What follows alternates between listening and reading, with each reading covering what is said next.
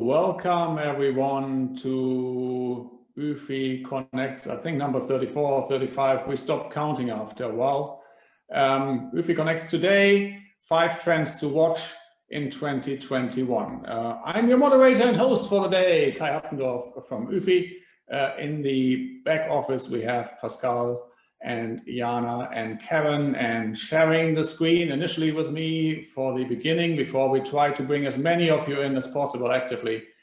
TAMAR BECK, CEO of Gleanin in the UK, and Kieran Hope, SVP of Event Operations at Web Summit from Ireland. So welcome all of you. Pascal, take the slides away. Thank you. You're all familiar with the format. UFI Connects, it's an hour of dialogue around an issue of relevance for the industry. And this is not your usual webinar, so it is not presentation after presentation after presentation. Nothing here is pre-recorded, all is live. And we want this really to be a conversation. And if you've been at an UFI Connects, you know the drill. Please use the chat to ask a question, to metaphorically raise your hand, and then the team will reach out to you and ask you to come on stage, so to say, and share what it is you have to say. We've been actually, as we were setting up this session, we've been looking at the calendar and saying we can't wait for 2020 to be over, because it's been a most amazing year, and not necessarily in the good sense of the meaning. We've seen our industry's revenue clashing by 70%. The world is hurting. None of us has been living through a comparable time of a pandemic before. And November will hopefully have been the month when we saw the tide turn with the news of the vaccinations, and with now countries like the US and Canada, also the UAE, having started their vaccination drives. So hopefully we will get back to more normal tidings in 2021. And what we're trying to do, as we do every year, is to put some perspective into what is coming up. And that's what we call at UFI the 5 trends to watch. And that is what today is about. I will very briefly walk you through these 5 trends, and you can, if you haven't read them yet, you can find them on the UFI blog and catch up with them as you go.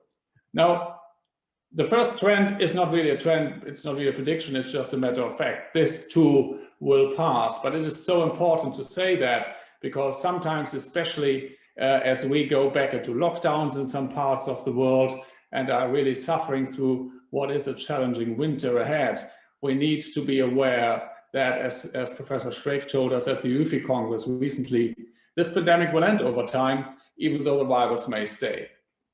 Business will return, and that's important to say, and life will return to more normality.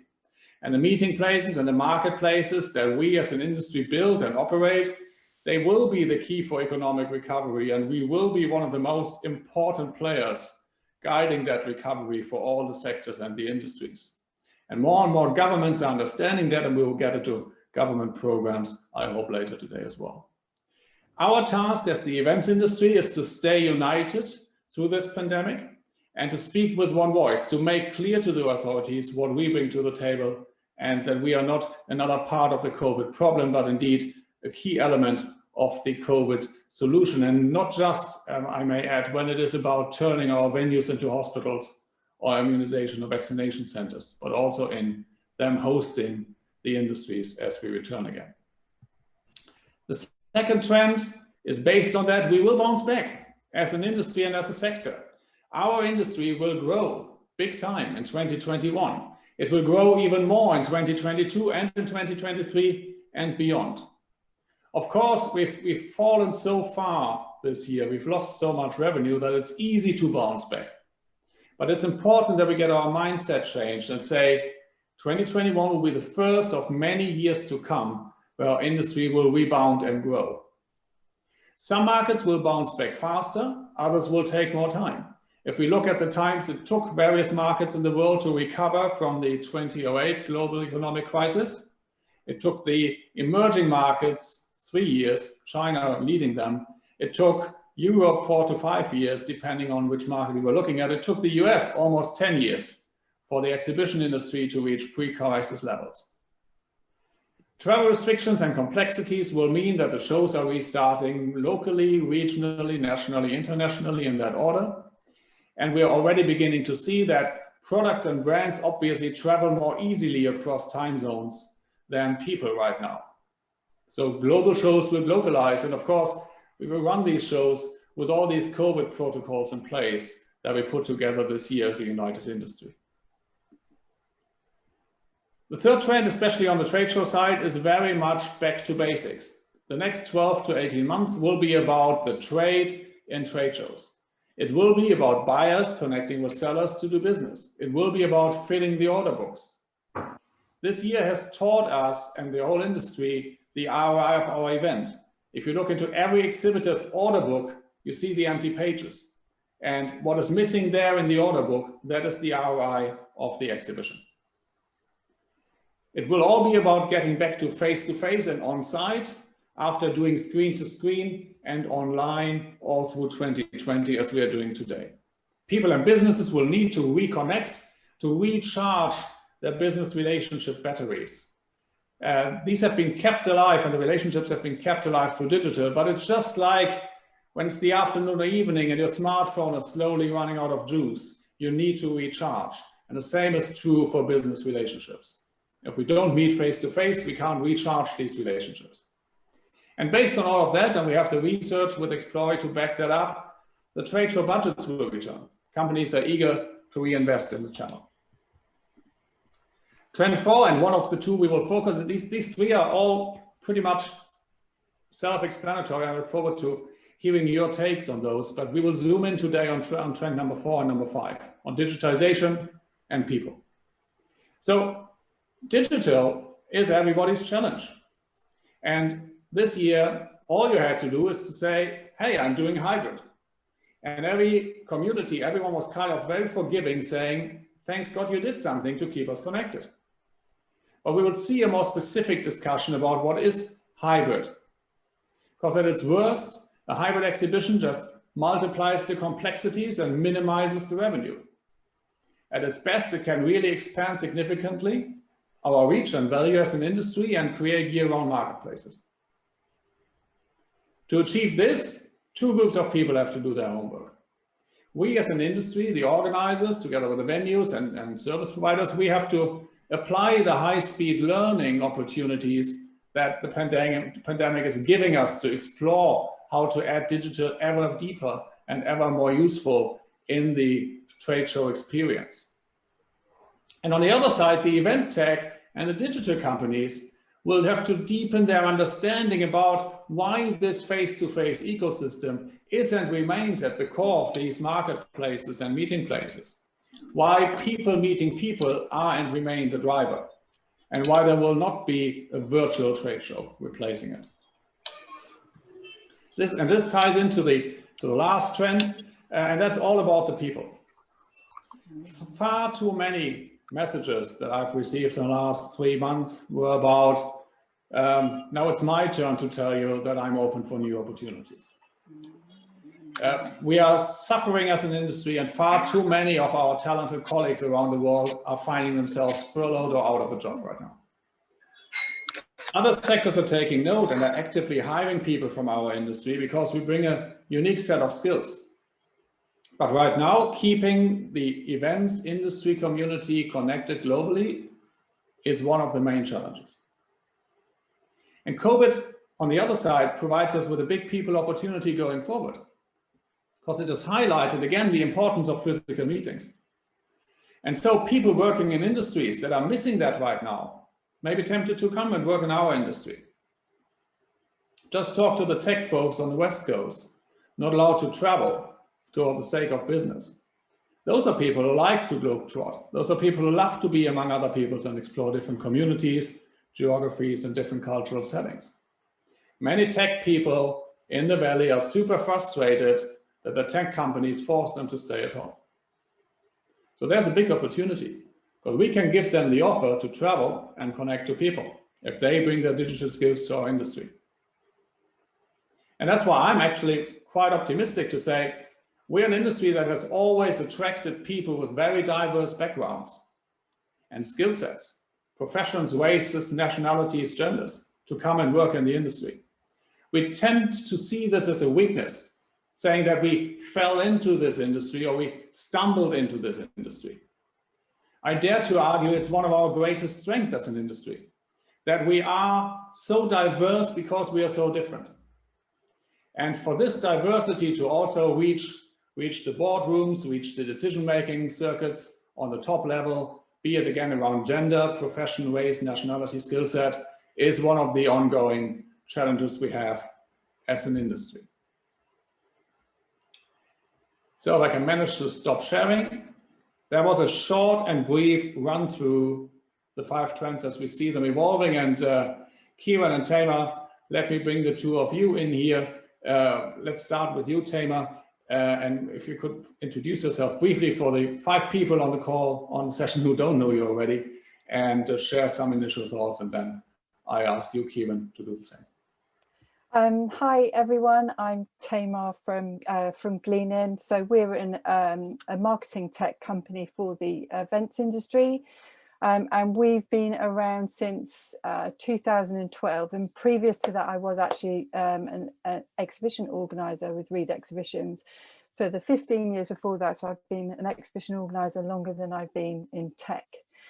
And my thoughts on some of the trends that Kai's just been talking about is, you know, obviously we have been feeling the pain with you guys in that we work with many of the large trade show organizers around the world, and undoubtedly it's been a very difficult time for everybody. But I always look at things with a silver lining, and I really feel optimistic about our future, in that obviously I believe in the power of face-to-face, but I also think this gives us such a great opportunity to take all the learning and the fast adaptation that we've done over these past few months to really move forward and to embrace digitalization, which I think we probably, I hope you won't mind me saying, but I think we probably should have done some time ago.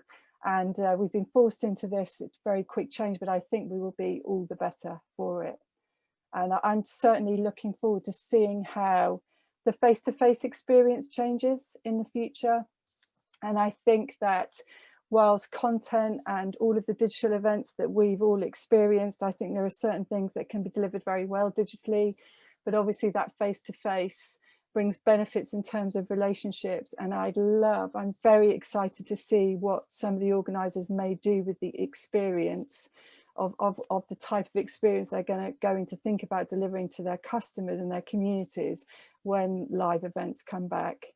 I don't think it's too dissimilar what we're seeing happening in the retail sector as to what's happening potentially with exhibitions. And I think that we can do better than we have done, and I'm really excited about what those live experiences are going to look like down the line. Thanks, TAMAR. And CIARÁN, let me bring you in. Just 10 days ago, you ran the Web Summit digitally, and ran a lot of programming on the Friday around the future of events. So what is the feedback from the tech community on events in the digital age? And did they actually enjoy to do just a digital event? Or can't they wait? Obviously, they can't wait to go back to Lisbon next year, but what were they missing and what were they valuing? It's an interesting observation, bringing event producers and event organizers into a digital environment. I think one of the things that we were very interested in doing when we put on Future of Events was bringing different stakeholders together. So instead of focusing on one group, we actually focused on 5 groups, and we tried to bring government and health as one group. We've brought venues owners, we brought service suppliers, we brought event organizers, and of course we brought trade associations. And we thought this would be a more holistic discussion. So from that, we ended up with about 900 plus people on the day, 100 CEOs, 750 companies, and it was a wealth of wonderful conversation that came around where we're all going next year. I think that the common trends that came out of the panels at this point was several people were referring to the fact that over the last 2 to 3 decades, it's possible that the events industry just has had great profit, great success, and maybe has sat on its laurels a little bit, and the drive for innovation has been a little low. And suddenly the COVID shock that the world is experiencing actually places us in an urgent need to figure out some innovative solutions to things that maybe could have been handled before now.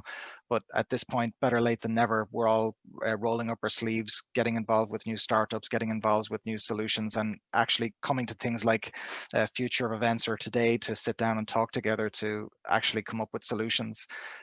We also learned that we are not top priority. That was another common theme. So this was a shock, I guess, to a lot of us, that our governments and national bodies didn't see us as priority when it came to opening up again. Maybe that we've been this silent behemoth underneath the industries and supporting them in many countries, and people just haven't been fully aware or have lost awareness of our value. Another thing that came up is a constant observation that we've been trying to recreate the live event virtually, and an agreement that this is probably the wrong approach, but has been driven by the urgent need to find solutions to keep the industry moving. And while tech has been a fantastic solution to keep us afloat this year while we try and figure out what 2021 looks like, there's a possibility that we haven't been using tech to the best in terms of the ways that we can integrate with it, that we can use it as solutions. A piece of information that came up at one of the panels that really stood out to me was talking about the online events industry itself. Like online events, I had no idea that it was so large until and growing so rapidly. I know we talk an awful lot about the events industry growing, but research has shown that the events industry online is worth about 60 billion last year. And over the next couple of years, there's going to be a CAGR of 23.2% right through 2027. And by then it's going to be 400 billion.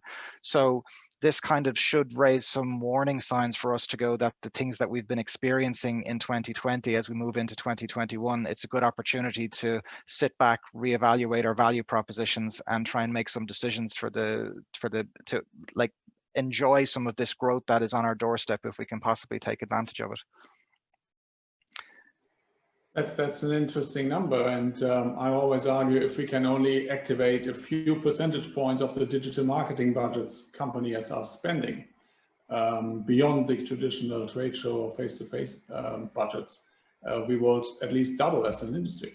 That's an interesting observation, because there's been research that's been showing about 70% of businesses are talking about shifting some, if not a portion of their funds towards supporting digital or hybrid in their upcoming conferences. And I know internally within ourselves at Web Summit, we've been having this conversation going. So if one branch of the company is supporting the other branch in its sales, does that not mean a certain piece of that budget maybe should move over to another area of the business? So it's a very real opportunity where companies, you know, the use of digital budgets and how they're marketing, we can certainly take advantage of that.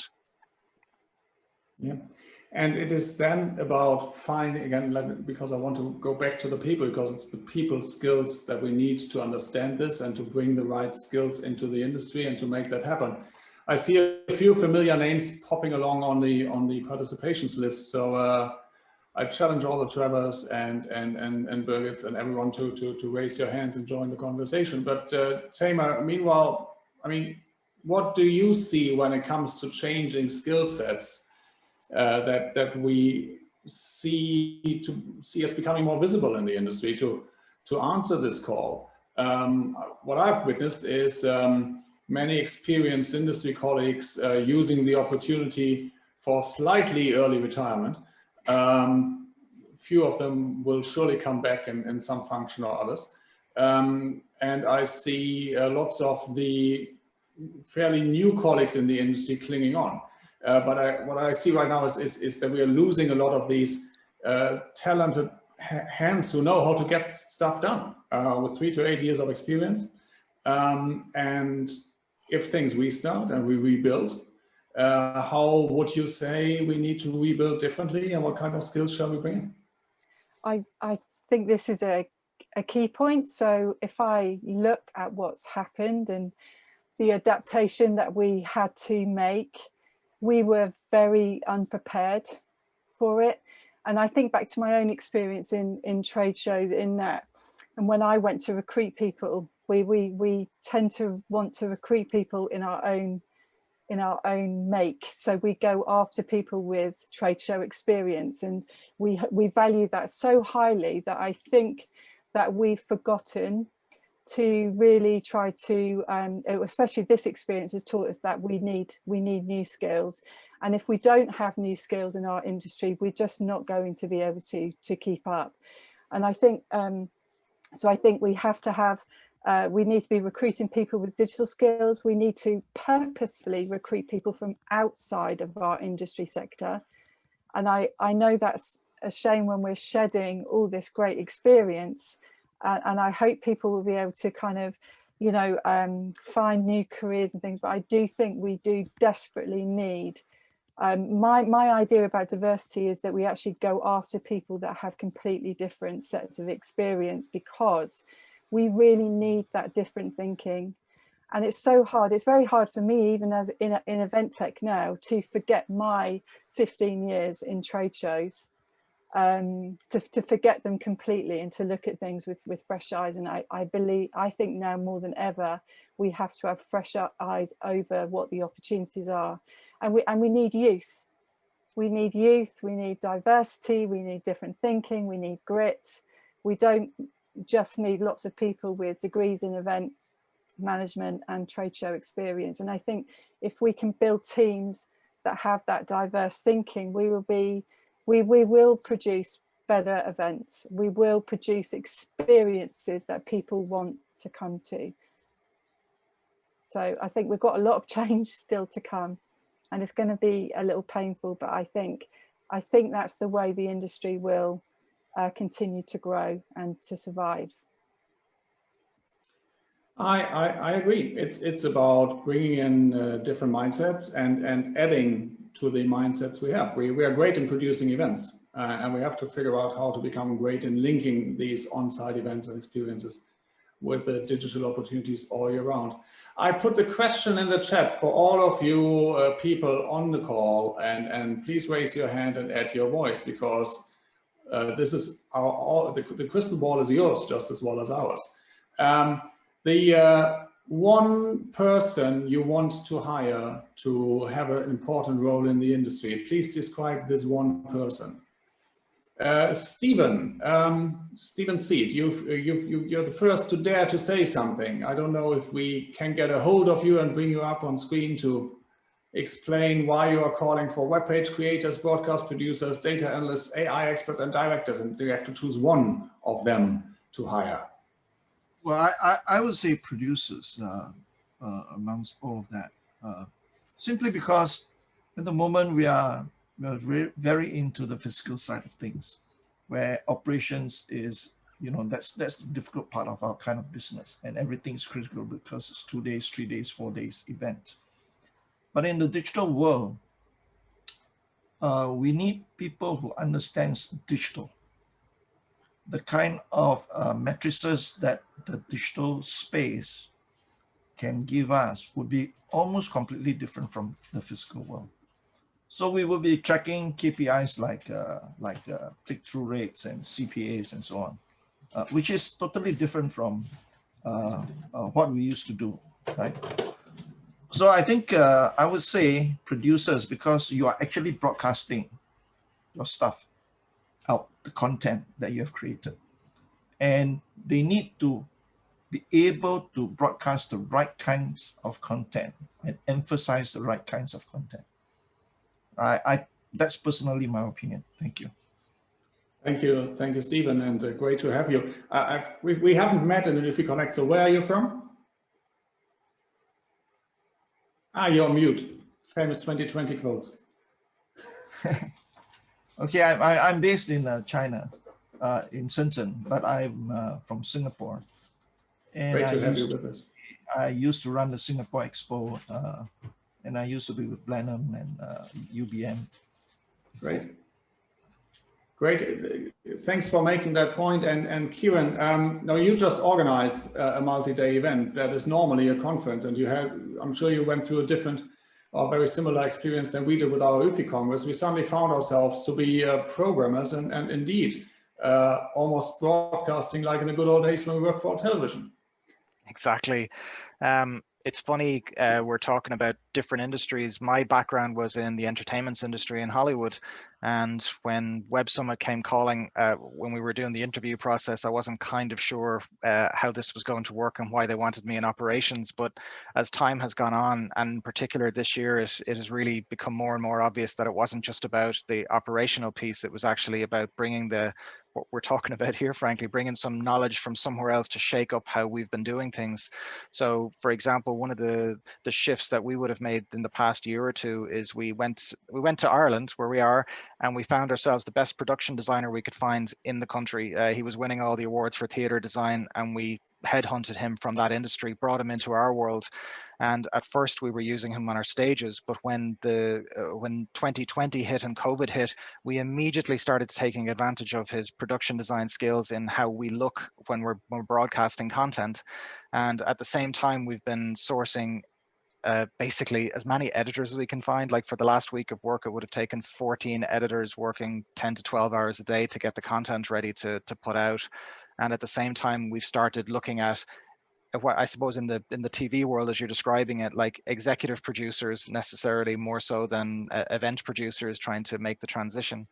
And one other interesting point that came up 2.5 years ago, we started scanning basically into the event, and we started scanning into different spaces within the event to try and see could we deliver a better customer experience. But at first we didn't know what customers were doing. Everybody had theories, but no one actually knew. So as we started to get the data, at first it's really funny because we're there with manual clickers on one side and scanners on the other, and you're trying to make sure they're all matching as you're building a level of confidence in the scanning system. And over time, we got that scanning system up to a fine art where you could literally predict from the graph you were watching at when you needed to go out and support the exit crew because you could see the scan starting to rise. As we moved into the online world this year, these systems that we had built up, actually, we started transitioning them online and trying to go, how can we recreate a radio log like we have at the physical event in an online world? So the real difference for us was the involvement of the engineering teams in the company they took on priority. And whereas maybe production was central before, suddenly product was now central to the company this year as we tried to deliver an online experience. So it's a changed environment for the year, but next year is going to be just as interesting as we all try and understand what hybrid actually looks like, you know. So it's interesting to see how I mean your conference rather than a trade show, and so it's a slightly different value proposition, but the pivoting when it comes to the skills is quite impressive over and the dynamism to reshape a team as it goes along. David Audrain, you are speaking in favor of experts from industries. And good morning, America. Hi, Kai. Good morning, all. I think we have, for many years, many of us have focused on bringing in experts in the sectors that we know. Fashion industry shows try to bring in fashion experts from the industry. Manufacturing experts, we have people working on our events who come from the manufacturing industry because that's the expertise that's toughest to build. We can teach them the trade show business. They know processes, but that level of expertise and that level of industry knowledge, let alone connections, is something that you can't replicate overnight. So I don't think that changes. I think at the end of the day, yes, you may want to hire different people, editors and producers and things, to change some of the delivery of content. But if you really want to serve a market sector with your show, you still need to have the experts that are connected to that industry sector you're serving. And I don't think that changes. Sure. I mean, you need to understand the industry you're serving by becoming part of it to some degree, never trying to mimic it, but having the people who can build the bridge to make sure you can serve the industry. Julian Barker, you raise a super important point. Like broadcasting is the one thing, and we can all watch television, and whether we watch The Crown or we watch CNN Live, there's always something happening. But neither The Crown nor CNN or Fox, if you're on that political side of the argument, makes a broadcast an event. So I think you want to speak about the differentiation between an event and a stream of videos. Yeah, and it's you know, it's really a respectful. Oh, come on, show your face. Oh, hang on, sorry, there we go. Hi. Hi, I'm definitely not dressed for a group, but no, it's a respectful question to Kieran. Actually, I've been to both the physical Web Summit and the virtual version, and I'm really interested in what in your mind makes it what makes it an event rather than a stream of videos. What's the difference between that? Great content, but what makes it an event rather than a stream of videos? Question. And it's great that you've experienced both, because it makes it a very we're going through the same question ourselves, because the pivot has happened so fast to try and generate something this year. I think one of the things that we look on, this gets back to something that came up at our panels the last week, was what is our core value? Like as a company, what is the core piece of thing that we do, the core value proposition that we deliver? And for us, we did an exercise a year or two ago to identify this, and we'd always been saying, it's about creating serendipity, it's about creating connections, but everybody says that. We dug a bit deeper, and for us it actually turned out it was really about bringing people and ideas together. And the goal was that we'd hope to change the world in a positive way with it, but that was the intent. So when we refocused and said we're going online, we doubled down on that philosophy. We go, we're trying to bring people and ideas together. How are we going to do this in an online environment? And that's where, for example, the mingle feature that you would have seen popped up from that, because we just realized there's the lack of serendipity. And we said, wouldn't it be great if you just created serendipity? And it was a silly throwaway idea in a meeting, but it turned into something that ended up on the platform because it was an attempt to create serendipity. Then for us, the other thing that if you think about online recreating in the virtual world, it's we've been trying to bring this value for our customers. So, there's a series of opportunities where sponsorship could have had places to be in a physical venue, but suddenly they don't have it online. So we had to recreate that. I think, as we talk it out here live between ourselves, it's this constant thing that I find us ending right back up where we started, where we're saying we've tried to recreate the live online, and we haven't necessarily built a unique digital experience, or we haven't necessarily developed the perfect hybrid solution yet, because I know in our debriefs now that is one of the biggest challenges for 2021 to go, as the event comes back, what portions of this do we keep? For example, that mingle feature, that doesn't work on the phone app right now. So if you intend on holding 70,000 people online when 70,000 people in the physical event, how do you make the two of them communicate? So there's going to be some digital tweaks that are going to be needed, and we have to decide which elements of the things that we tested this year come back into a hybrid world. But with all that said, we've also run a series of small events that we've called X events between the large events, as an opportunity to bring various stakeholders together and test the system and test these ideas on gatherings to see how they work. So we're building up data and we're building up experience on how we can deliver for people. I don't know, if you were at the talks on Friday, one of the things that actually came up was this idea of breaking up the monolith of an event into its subsections, because something that we've been seeing that a gentleman from Informa was also noticing was that there are micro clusters building up on the platform that you can identify because you have all the information, and you're going, there's this group of people meeting over here doing this thing, and immediately, your attention is drawn to it, and you go, how can I help them with this, and maybe at the end of the day find a way of monetizing this? So there are massive opportunities appearing as we're stumbling our way trying to find the perfect system. Well, that's right. We're all going to laugh at how badly we did it this year in a couple of years' time, aren't we? Of course, hindsight bias, lovely, isn't it? Yeah. But I mean, let me tell you, last time Germany won the World Cup in 1990 in soccer, playing awfully poorly, but we won the cup, and that's all the people remember. So what people remember is we made it through 2020. TAMAR, on that question of event versus broadcast, you had a view.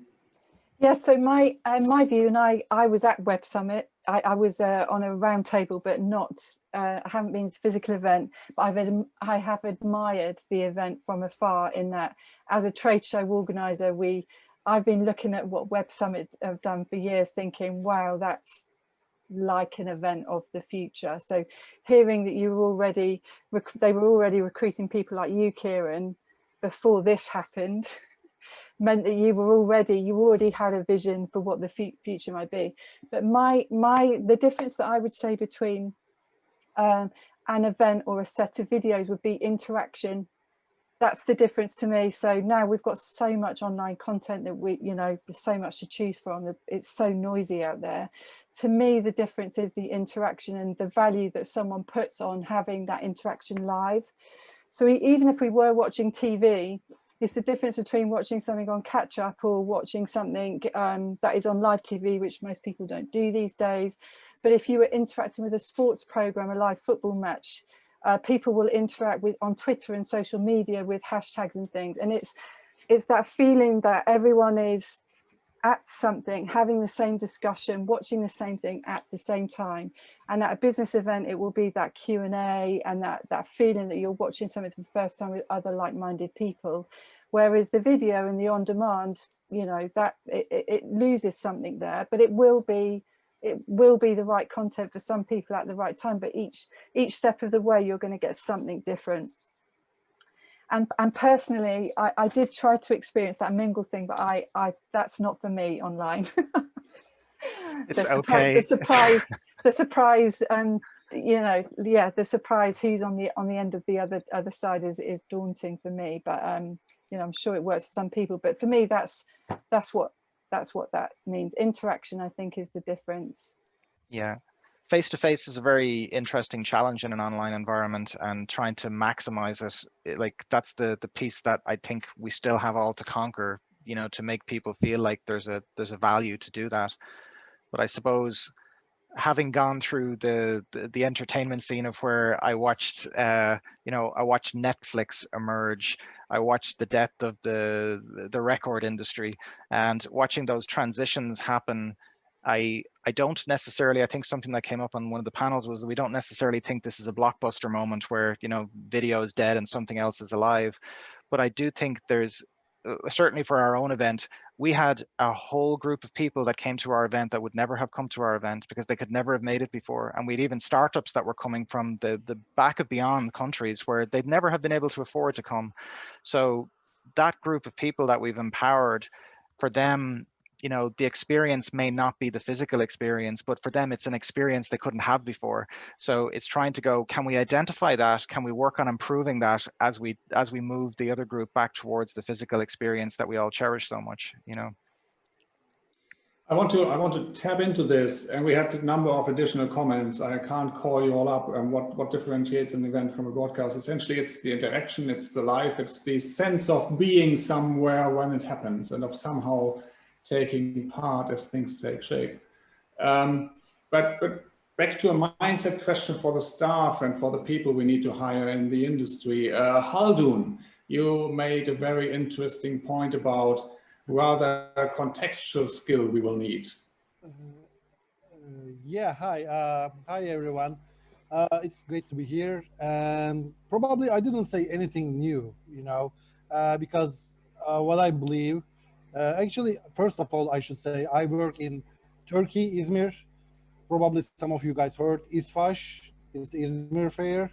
So, and what I believe, we had an online fair, we had our first experience, full-time experience, like a couple days ago.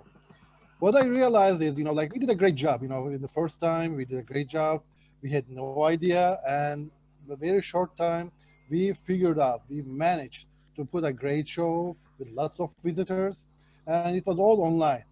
But it turned out like we had some troubles with the, of course it's online, there's all kinds of troubles. It's a test run almost, we had way too many problems. But those guys did a great job. It was just like a, battleground. There was something over there, they were fixing it.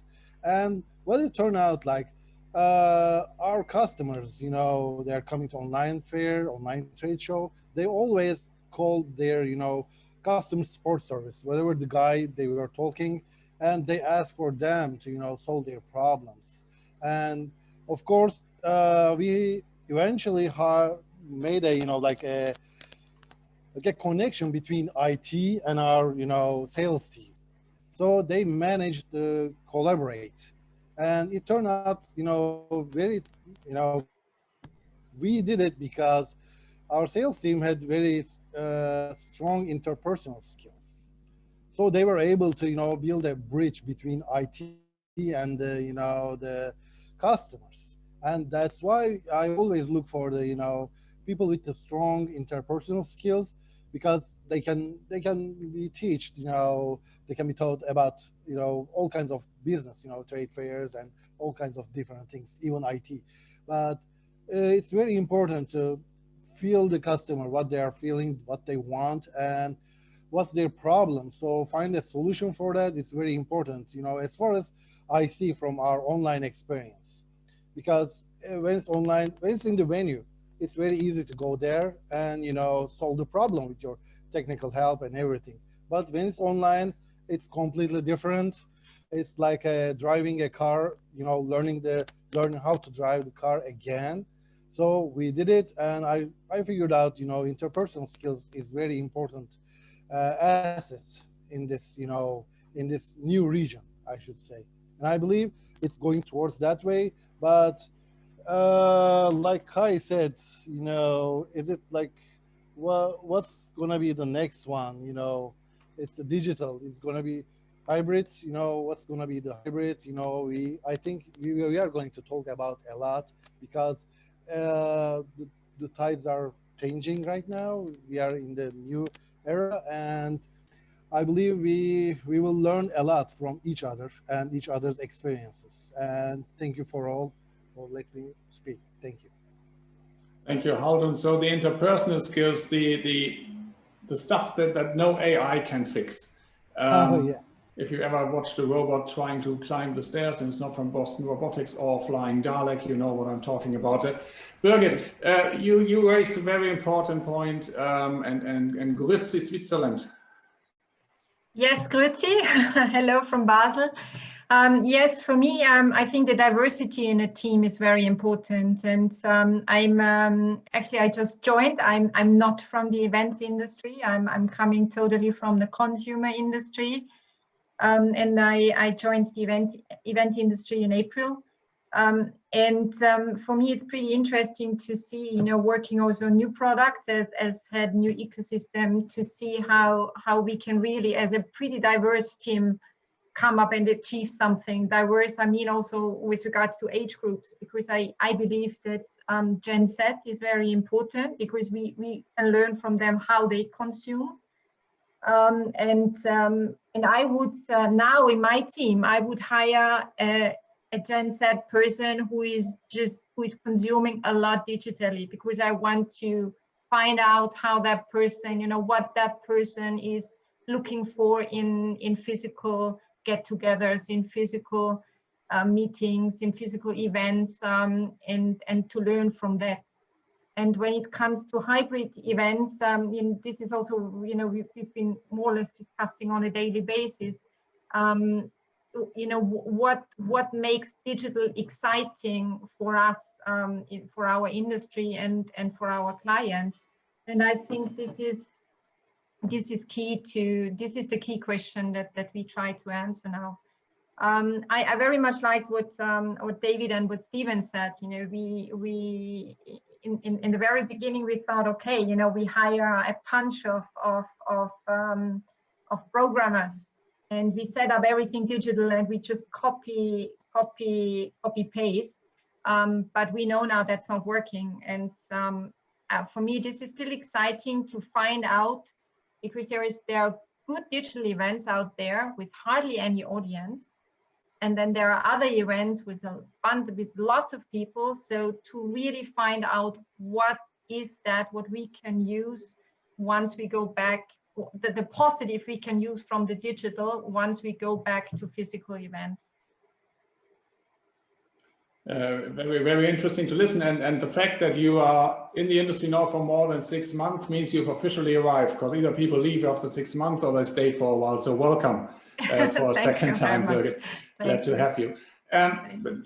I'd like to move the conversation slightly along, and Han, I will call you up because you made 2 very good points, and I've seen you walking around the screen all the time. You're just waiting to be called up and say something. I know you, and you bring all your energy. But before I do that, so we know that people will come back. We know that the budgets will come back. But the question that we are all discussing now is, what will have changed in their minds when they come back. Jorge, don't know how to pronounce your name, but I'll call you up after Han to go into the buyer persona, how that has changed. Because the pandemic has done something to us. We feel differently when we are around and we behave differently. But first, Han, you are arguing that obviously it is the generation TikTok we need. Yeah, well, can you all hear me? Yes? That's important. Well, as I was thinking, I'm working a lot in the Netherlands with younger students, and they're all into this, what we're doing now. And if we forget this, and if we still look like, what did we lose here, and how can the old world come back? I mean, the new world is going immensely fast. If I heard the figures up front, how much money was already transferred by, CIARÁN said how much money is already transferred into digital events, we cannot close our eyes. Of course, everybody wants to meet. This is why I also made a remark about festivalization, because those are things which people would like to go to.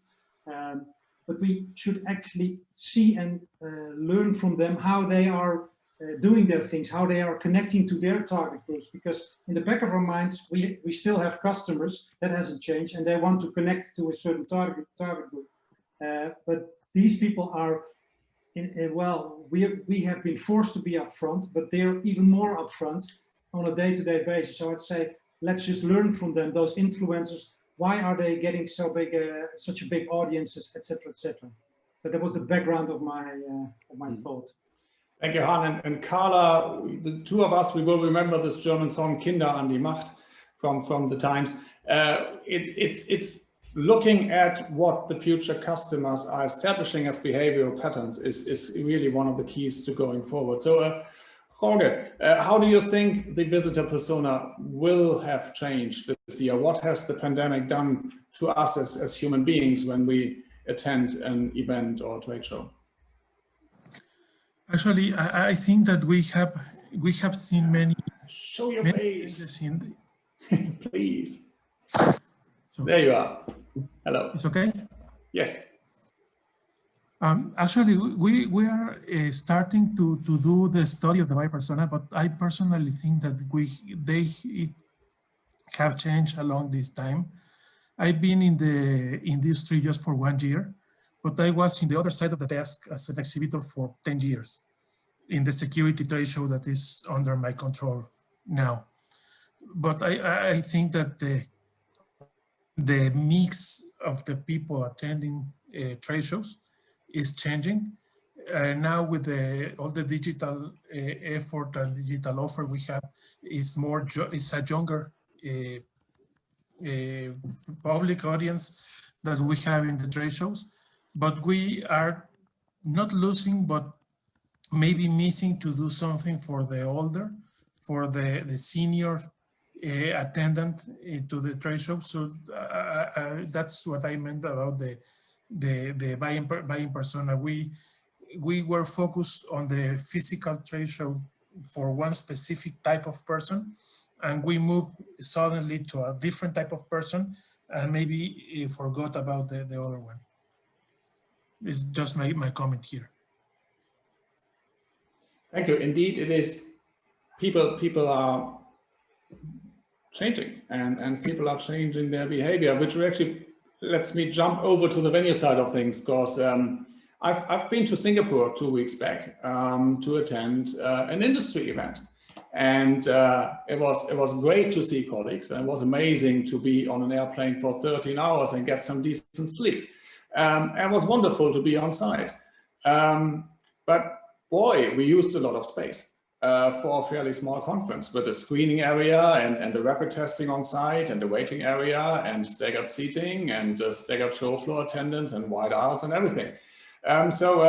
Stephen, I know there's no lack of space in Vegas, but someone has to pay for it. So how do you think, you were just texting that you see the roaring 20s coming up again, with everybody coming back to the show floors, to the casino floors, to the events, but how packed will that be, and how safe do you think people will feel around that initially, and what kind of hurdle do we have to clear to get back to a new normal where people are confidently close to each other again?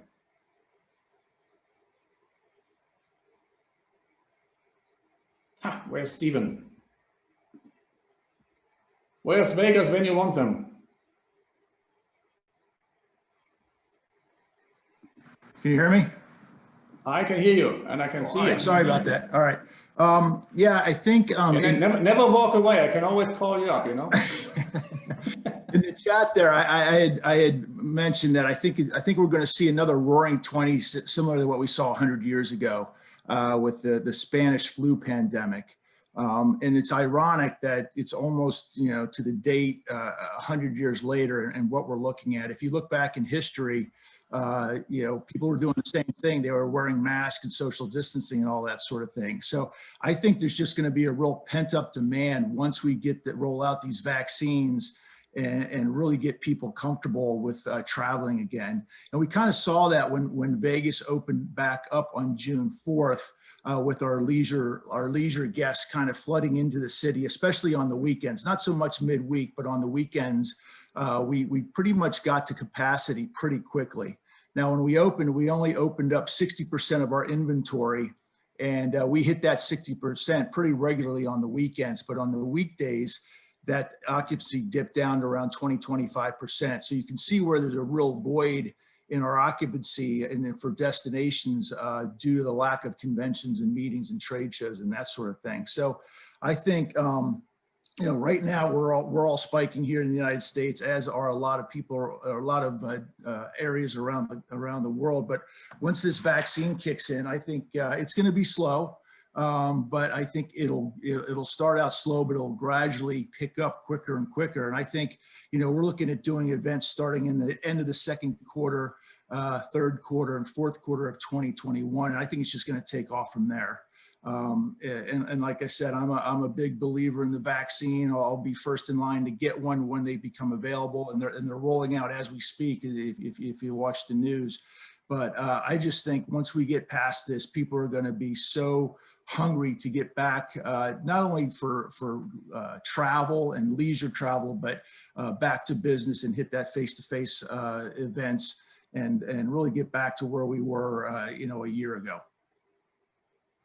That's the drive for people to get back together, and we only have these second waves everywhere because people were so eager to come back again together. And to share a little secret, that kind of lockdown we're going into in Germany is mainly funded because of Germans mingling outdoor, enjoying Glühwein as we do every year in December. And it seems not even the pandemic could stop us from doing that. And so we're paying the price to retreating back indoors. Jochen, let's go down the Rhine outside of my house here in Bonn to Cologne.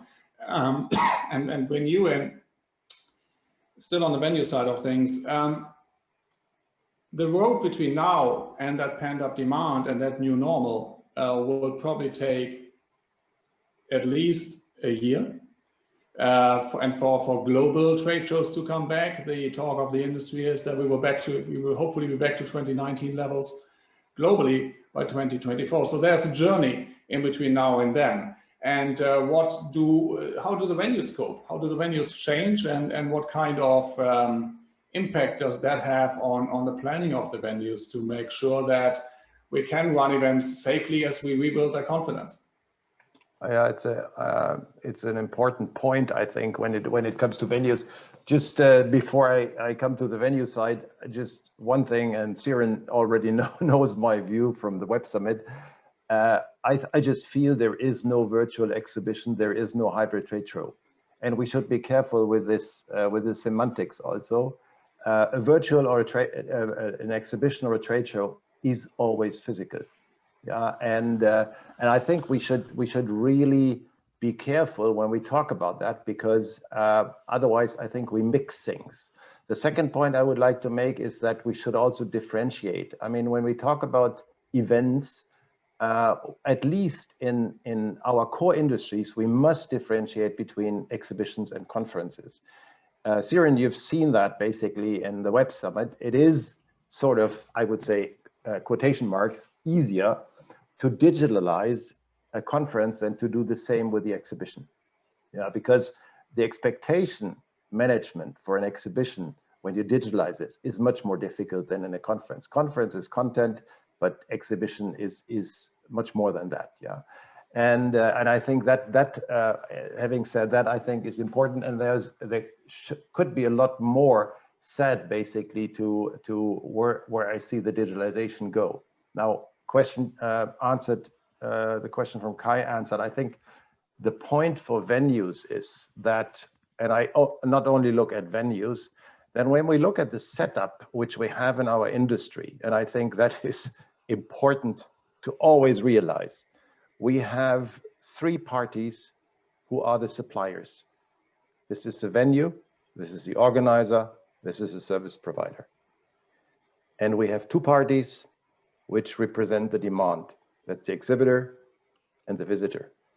Now what happens? Yeah, today, the demand side is always interacting with these different supply sides. Look at the service industry, for example. You have, at a big exhibition, you have 30 different service suppliers. But every time the demand side is asking something from the supply side, that has to be individual. So when we move to digital, and when we try to sort of complement the exhibition business with digital offerings, we have to solve that problem. Because in the digital world, this will be getting unacceptable, that you move basically from one supplier to the other on the digital side. That's a big challenge. That's when we work with organizers or venues, both of them, and sometimes even service providers. We try to convince them of the idea that they need to link their digital offering, however they do that for the exhibition, that they need to link the digital offering into the offering of the other partners of the supply side. And I think that is important. Of course, all the technical requirements the venues need to supply, they need to be in place. That's another big thing right now, because particularly in Europe, we see, I would say, most of the venues who are not prepared for the digital world. Most of them, yeah. In Asia, it's quite interesting. In Asia, it seems to be much better, particularly in China. They are getting much more advanced, but this is something the venues need to focus on. Thank you, Jochen. And I made the mistake again of calling up Jochen late in an hour, which means we will run 2 minutes over.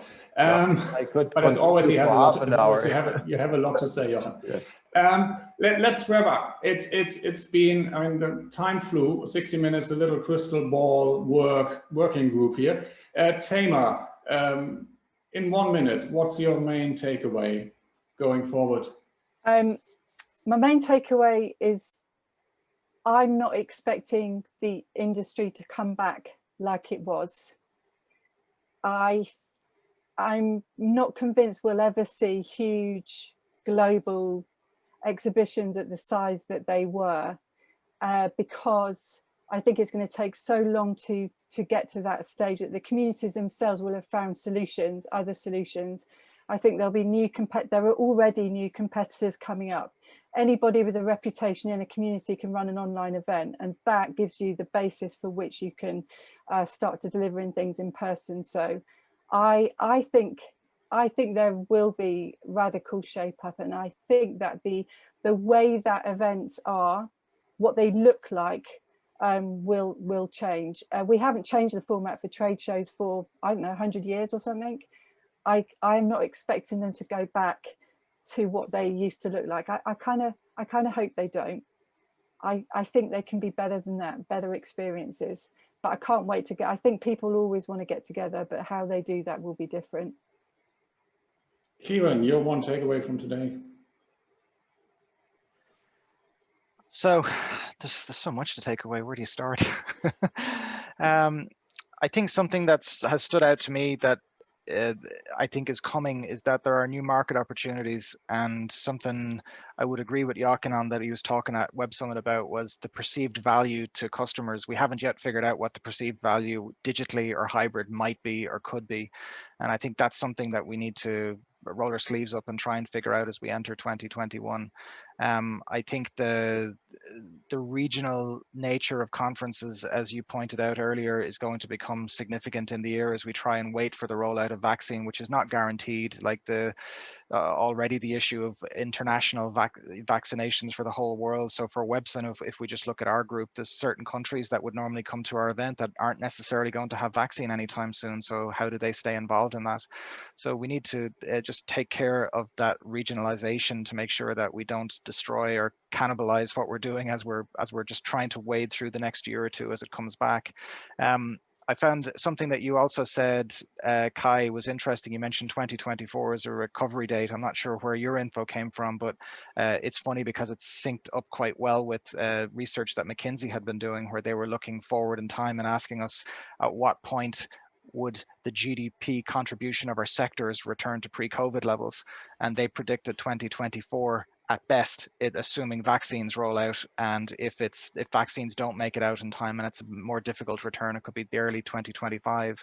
So I think it's just important for us all to figure out what roles hybrid might play in what we're doing, because I don't think there's any putting it back in the box, but I do think we may not necessarily have adopted it as best we can at this stage, because we're all trying to figure it out. And I think there's a great opportunity to enrich the face-to-face experience, and by that I'm talking about this triangle of discovery, lead generation, and networking. So we can enhance that at our physical events if we learn to utilize what we've been forced to experience this year.